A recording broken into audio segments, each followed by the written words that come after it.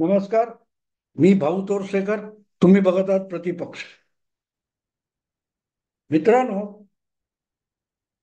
15 August म्हणजे स्वातंत्र्य दिनी देशाचे पंतप्रधान सकाळी सकाळी लाल किल्ल्याच्या समोर जमलेला जो श्रोतृवर्ग असतो त्याच्या सकट देशाला उद्देशून काही मार्गदर्शन करतात, संबोधन करतात. आणि ते करताना नरेंद्र मोदी यांनी यावेळेला एक नवा विक्रम प्रस्थापित केलेला आहे. भारताचे पंतप्रधान पहिले जवाहरलाल नेहरू हे लागोपाठ तीनदा पंतप्रधान झाले होते आणि त्यांनी अनेकदा लाल किल्ल्यासमोरून देशासाठी संबोधन केलेलं आहे, देशाच्या नागरिकांसाठी. पण नेहरू वगळले तर सलग 10 वर्षापेक्षा जास्त कुठच्याही दुसऱ्या पंतप्रधानाला देशाच्या नागरिकांना स्वातंत्र्य दिनी संबोधन करता आलेलं नाही. 10 वर्ष सलग संबोधन करणारा दुसरा पंतप्रधान आहे तो इंदिरा गांधी पण नाहीत किंवा राजीव गांधी सुद्धा नाहीत, तर मनमोहन सिंग होते, जे कधीही लोकसभेवर निवडून आले नाहीत. राज्यसभेत राहून सोनिया गांधींच्या हातचं कठपुतळी म्हणून ज्यांनी 10 वर्ष पंतप्रधान पद उपभोगलं, ते मात्र सलग 10 वर्ष पंतप्रधान म्हणून संबोधन करत होते. आणखीन एक योगायोग सांगितला पाहिजे. 2013 मध्ये नरेंद्र मोदी हे गुजरातचे मुख्यमंत्री होते आणि भारतीय जनता पक्षाने येऊ घातलेल्या 16व्या लोकसभा निवडणुकीसाठी नरेंद्र मोदी यांचं पक्षाचा चेहरा म्हणून आणि पंतप्रधान पदाचा उमेदवार म्हणून नाव घोषित केलेलं होतं. पण मोदी हे गुजरातचे मुख्यमंत्री होते आणि अशा वेळी मोदींनी लाल किल्ल्यावरूनच तेव्हा सुद्धा भाषण केलं होतं. फरक इतकाच होता की ते सकाळी केलेलं लाल किल्ल्यासमोरचं भाषण नव्हतं, ते संध्याकाळी लाल किल्ल्यासमोर केलेलं भाषण होतं.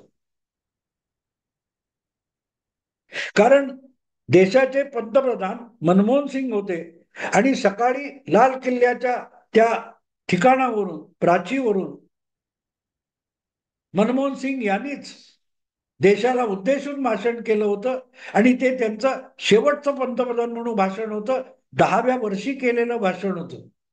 आणि त्याच दिवशी संध्याकाळी दिल्लीपासून खूप दूर, अगदी पाकिस्तानच्या सीमेलगत कच्छच्या रणामध्ये नरेंद्र मोदी यांनी लाल किल्ल्याच्या पार्श्वभूमीवर देशाला संबोधन केलं होतं.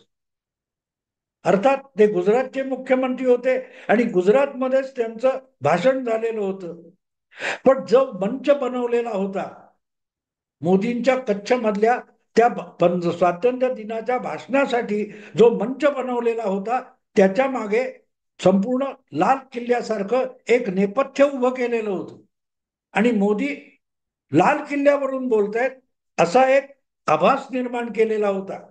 आणि मोदींचं अख्खं भाषण गुजरातचा मुख्यमंत्री असून सुद्धा संपूर्ण देशाला उद्देशून केलेलं भाषण होतं, देशभरच्या भारतीय नागरिकांना उद्देशून केलेलं भाषण होतं. कारण मोदींना माहिती होतं त्यांना भाजपने पंतप्रधान पदाचा उमेदवार केलेला आहे आणि त्यामुळेच मोदी जे भाषण करतील ते सगळ्याच्या सगळ्या वृत्तवाहिन्यांवरून थेट प्रक्षेपित केलं जाणार आहे आणि ते देशाच्या कानाकोपऱ्यातले बहुतांश नागरिक अगत्याने ऐकणार आहेत. मोदींच्या भाषणाची तुलना ही खरेखुरे पंतप्रधान ज्यांचं सकाळी भाषण झालं होतं त्या मनमोहन सिंग यांच्या भाषणाशी, मोदींच्या संध्याकाळच्या भाषणाची तुलना होणार ही उघड गोष्ट होती. आणि म्हणूनच मोदींनी हे सगळं नाट्यमय घटना घडवून आणलेली होती. आणि मला आठवतं त्यावेळेला मणिशंकर अय्यर वगैरे काँग्रेसच्या नेत्यांनी नरेंद्र मोदींची खिल्ली उडवली होती. नरेंद्र मोदींना अशाच लाकडी कार्डबोर्डच्या बनवलेल्या लाल किल्ल्यासमोरच भाषण करावं लागेल. त्यांच्या नशिबात कधीही खऱ्याखुऱ्या लाल किल्ल्यावर उभं राहून देशाला संबोधन करण्याची बिलकुल शक्यता नाही, अशी हेटाळणी मुख्यमंत्री नरेंद्र मोदी यांची त्यावेळेला झालेली होती 11 वर्षापूर्वी, 2013 15 ऑगस्ट.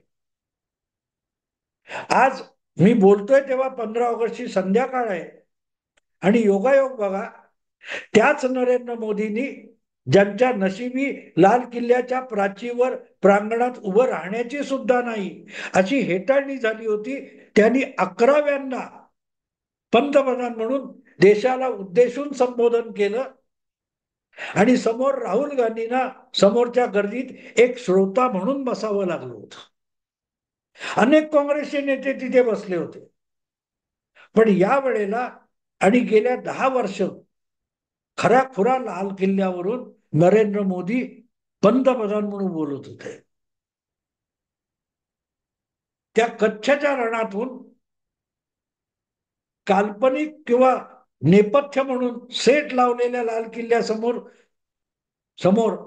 भाषण केलेले मोदी बरोबर 1 वर्षांनी 15 ऑगस्ट 2014 रोजी खऱ्या खुऱ्या लाल किल्ल्यासमोर उभे राहून पंतप्रधान म्हणून भाषण करत होते.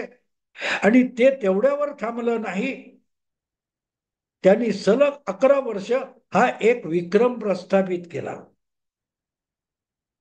आता त्यांनी काय मुद्दे मांडले, सीए वगैरे, बांगलादेशचा हिंदूंवरचे अत्याचार, हे सगळे मुद्दे आले जे नॉर्मली पंतप्रधानाला बोलावे लागतात. आंतरराष्ट्रीय घटनांपासून देशांतर्गत घटनांपर्यंत वेगवेगळ्या गोष्टींचा आढावा पंतप्रधान अशा भाषणातून घेत असतात. त्यामुळे नरेंद्र मोदी पंतप्रधान म्हणून लाल किल्ल्यावरून काय बोलले ते मी नव्याने सांगण्याची गरज नाहीये. त्याचा उहापोह सगळ्या माध्यमातून चालू आहे की मोदी किती हादरलेत, मोदी किती घाबरलेत, मोदींनी आव्हान दिलं, मोदींनी दणका दिला, ह्या सगळ्या हेडलाईनी तुमच्या बघून झालेल्या. पण मी जेव्हा ते भाषण ऐकलं, समजून घेण्याचा प्रयत्न केला, तेव्हा एक गोष्ट माझ्या लक्षात आली की नरेंद्र मोदी यांनी 11व्यांदा पंतप्रधान म्हणून लाल किल्ल्यावर भाषण करताना काही भविष्यातल्या गोष्टींचे संकेत दिलेले. एक गोष्ट आहे, गेली 10 वर्ष नरेंद्र मोदी पंतप्रधान म्हणून भाषण करत होते लाल किल्ल्यावरून, तेव्हा त्यांच्या मागे त्यांच्या पक्षाचं हुकमी बहुमत होतं. 11व्यांदा पंतप्रधान म्हणून भाषण करताना नरेंद्र मोदींच्या मागे त्यांच्या पक्षाचं हुकमी बहुमत नाहीये. मित्र पक्षांसकट 292 या बहुमतावर ते आघाडीचे पंतप्रधान आहेत. आणि असं असताना सुद्धा काही मुद्दे ज्या प्रकारे नरेंद्र मोदींनी लाल किल्ल्यावरून बोलताना ठणकावून आणि छाती ठोकपणे सांगितले, ते समजून घ्यायचे असतील तर हा पंतप्रधान डळमळीत नाही हे त्यांनी या भाषणातून दाखवून दिलंय. आणि पंतप्रधान 2 महिन्यापूर्वी झाले, त्यानंतरही ते वारंवार दाखवून देत आहेत की मी डळमळीत पंतप्रधान बिलकुल नाहीये, कुठलेही कठोर निर्णय मी घेऊ शकतो. पण सीए आणि बांगलादेशच्या घटना यांचा ज्या प्रकारे उल्लेख नरेंद्र मोदींनी पंतप्रधानांनी लाल किल्ल्यावरच्या स्वातंत्र्य दिनाच्या भाषणात केला, त्यानंतर एक गोष्ट स्पष्ट होते की आपलं सरकार टिकवण्यासाठी आपण कुठल्याही मित्र पक्षांच्या किंवा विरोधी पक्षांच्या दबावाखाली येणार नाही, याची ग्वाही पंतप्रधानांनी या स्वातंत्र्य दिनाच्या भाषणातून दिलेली आहे. याला जोडून आणखीन एक गोष्ट लक्षात घेतली पाहिजे की या स्वातंत्र्य दिनाच्या भाषणापूर्वी आणि अर्थसंकल्पीय भाषणाच्या निमित्ताने अर्थसंकल्पी अधिवेशनाच्या निमित्ताने वक्फ बोर्डाचा जो कायदा आहे त्यात दुरुस्ती करण्याचं विधेयक मोदींच्या सरकारने आणलेलं आहे. आणि त्यामुळे मुस्लिम समाज गडबडून गेलेला आहे. देशाच्या कानाकोपऱ्यात पसरलेल्या मुस्लिम समाजाचं नियंत्रण आणि नियमन ज्या कायद्यानुसार होते त्याला वक्फ बोर्ड कायदा म्हणतात. आणि त्यामध्ये ज्या प्रकारच्या मूलभूत बदल करण्याचा पवित्रा मोदी सरकारने नुसता घोषित केलेला नाही तर त्याच्याशी संबंधित विधेयक त्यांनी संसदेत आणलेलं आहे. आणि पहिल्यांदा पटकन असं वाटेल की हा तर मोदींचा पराभव आहे, कारण ते विधेयक जेपीसी कडे पाठवण्यात आलं, जॉईंट पार्लमेंटरी कमिटी. 16व्या किंवा 17व्या लोकसभेत सातत्याने काँग्रेस पक्षाकडून वेगवेगळ्या विषयावर, वेगवेगळ्या कारणासाठी, वेगवेगळ्या मुद्द्यावर आणि विधेयकावर, कायद्यावर जेपीसीची मागणी करण्यात आली होती. पण मोदींनी किंवा त्यांच्या पक्षाने आणि सहकार्यांनी कुठल्याही जॉईंट पार्लमेंटरी कमिटीला अजिबात मान्यता दिली नाही, भीक घातली नाही. 10 वर्षात एकही जेपीसी झाली नाही. विधेयक फेरविचारासाठी पाठवायचं असेल तर संसदेच्या स्टँडिंग कमिटीकडे म्हणजे स्थायी समितीकडे पाठवण्यात आलं. पण पहिल्यांदा वक्फ बोर्डाच्या दुरुस्तीचं विधेयक जे आहे यासाठी जेपीसी बनवण्यात आली. जेपीसी कडे ते पाठवण्यात आलं. जेपीसी याचा अर्थ की संयुक्त राज्यसभा लोकसभा मिळून एक खासदारांची समिती बनवली जाते. त्या समितीकडे हे विधेयक पाठवण्यात आले. त्या समितीमध्ये त्याचा ओघ होईल, पण त्या समितीच्या शिफारशी स्वीकारण्याचा कुठलाही दंड सरकारवर नसतो. याला महत्व आहे.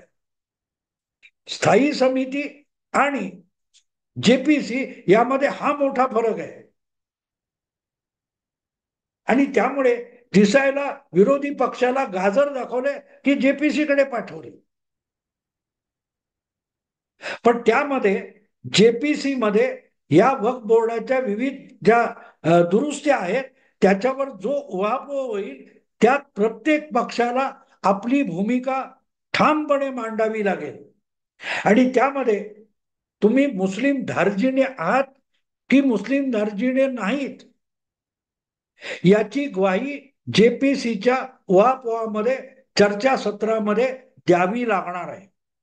थोडक्यात वक्फ बोर्डाचा कायदा आणणं म्हणजे विधेयक आणणं आणि ते जेपीसीकडे पाठवणं ही गोष्ट सरळ सरळ देशामध्ये धार्मिक ध्रुवीकरणाला चालना देणारी आहे. कारण वक्फ बोर्ड ही दुखणारी नस आहे आणि त्याच्यावर मोदींनी बोट ठेवले. लोकसभा निवडणुकीत मुस्लिम मत जी एक गठ्ठा भाजपच्या विरोधात गेली त्याला शह देण्यासाठीच इतक्या घाई गर्दीने हे वक्फ बोर्डाचं विधेयक आणलं गेलेलं आहे. आणि त्याच्यामध्ये देशभरच्या सगळ्या पक्षांना त्यांची हिंदू विरोधी किंवा मुस्लिम धार्जिणी भूमिका अतिशय सुस्पष्ट शब्दात समोर आणण्याला मोदी सरकारने यातून भाग पाडलेले. हे तसंच्या तसं विधेयक हे लोकसभेतून रेटून नेणं शक्य होतं. कदाचित थोडीशी फ्लोर मॅनेजमेंट केली तर राज्यसभेत सुद्धा ते विधेयक संमत करून येणं अवघड नव्हतं. पण जाणीवपूर्वक हे विधेयक हे जेपीसी कडे पाठवण्यात आले जेणेकरून सगळ्या पक्षांची मुस्लिम धार्जिणी किंवा हिंदू विरोधी भूमिका ही मुद्देसूद चर्चेतून समोर यावी आणि त्याचा जनमानस बनवण्यासाठी किंवा बिघडवण्यासाठी पूर्ण वापर करता यावा यासाठी टाकलेला हा डाव आहे, असं माझं स्पष्ट मत आहे. एकदा हे सगळं झालं की त्यामध्ये सगळ्या पक्षांना स्पष्ट केलं जाईल की तुम्हाला लोकांसमोर यायचंय की तुम्ही हिंदू विरोधी आहात की नाही. हिंदू विरोधी नसाल तर तुम्ही वक्फच्या दुरुस्तीला पाठिंबा दिला पाहिजे. प्रत्येक कायदा मुस्लिमांचं हिंदूंचं नियमन करण्यासाठी जबरदस्तीने आणला जातो, पण मुस्लिमांना नियमित करायचं असेल तर मात्र तुमचे पाय लटपटत असतील तर उघडपणे मुस्लिमांच्या बाजूने उभे राहा. हिंदू मतदारांना, हिंदू समाजाला लिबरल पुरोगामी सेक्युलर पक्षांनी दाखवून द्यावं की आम्ही हिंदूंची पर्वा करत नाही, आम्ही मुस्लिम मतावर जगतो. हे प्रत्येक पक्षाने काय असेल ते दाखवून द्यावं, यासाठीच हे विधेयक आणलं गेलं आणि ते जेपीसी कडे पाठवलेलं आहे. त्यातून सरळ सरळ राजकीय ध्रुवीकरण व्हावं हीच मोदींची अपेक्षा आहे. आणि एकदा ते स्पष्ट झालं की मग हिंदूमध्ये मुस्लिमांसारखं ध्रुवीकरण आणि व्होट बँक अधिक मजबूत होते. हे सगळे पक्ष हिंदू विरोधी आहेत, हे आमची मतं घेऊन आमच्यावरच उठलेत. बांगलादेशच्या घटनेनंतर बंगालमध्ये, उत्तर भागामध्ये, सिलिगुडी वगैरे अनेक शहरांमध्ये ज्या प्रकारची भयंकर प्रतिक्रिया उमटली ती बघितल्यानंतर प्रत्येक पक्षाची गोची झालेली आहे. आपण मुस्लिम धार्जिणे आहोत की नाही हे सांगणं भाग झालेलं आहे. उद्धव ठाकरे मुस्लिम व्होट बँकेची मतं घेऊन 9 खासदार निवडून आणू शकले, पण वक्फचं विधेयक लोकसभेत आल्यानंतर आपल्या खासदारांना विधानसभेतून त्यांना बाहेर पळवून न्यावे लागले. इथे कळतं की वक्फ कायदा किंवा विधेयक हे संसदेत आणणं आणि त्याचा ते जेपीसी कडे पाठवणं आणि त्यानंतर थेट स्वातंत्र्य दिनाच्या लाल किल्ल्यावरून केलेल्या भाषणामध्ये वक्फ, बांगलादेश, हिंदूंवरचे अत्याचार आणि यूसीसी म्हणजे परदेशातून जीव मुठीत धरून आश्रयाला आलेल्या हिंदूंना भारताचं नागरिकत्व देण्याच्या कायद्याचं उल्लेख किंवा समान नागरी कायद्याचा उल्लेख मोदींनी स्वातंत्र्य दिनाच्या भाषणात करणं हे भविष्यात हिंदू मुस्लिम किंवा मुस्लिम धार्जिणे किंवा मुस्लिम आपला हिंदू धार्जिणे किंवा हिंदू विरोधी असं मतदारांचं विभाजन किंवा ध्रुवीकरण करणं हीच या मागची खरी चाल आहे. आणि ती चाल यशस्वी झाली तर त्यासाठी मोदी सरकार पडलं तरी चालेल इतक्या टोकाच्या भूमिकेत जातील, कारण त्यामागे सरकार पडण्याची भीती मला वाटत नाही. मी पर्वा केली नाही, हिंदू हितासाठी मी सरकारचा सुद्धा बळी द्यायला तयार आहे. सरकार बुडालं तरी चालेल, पण मी कट्टर हिंदुत्ववादी आहे हे दाखवायचं आणि सरकार पाडून घ्यायचं. वक्फ विधेयकासाठी सरकार पाडून घ्यायचं आणि मध्यावधी निवडणुका आणायच्या. ही सरळ सरळ या मागची खेळी आहे असं मला वाटतं. बघू काय होतं ते. मित्रांनो, आता इथेच थांबतो. आवडलं लाईक करा, शेअर करा, सबस्क्राईब करा.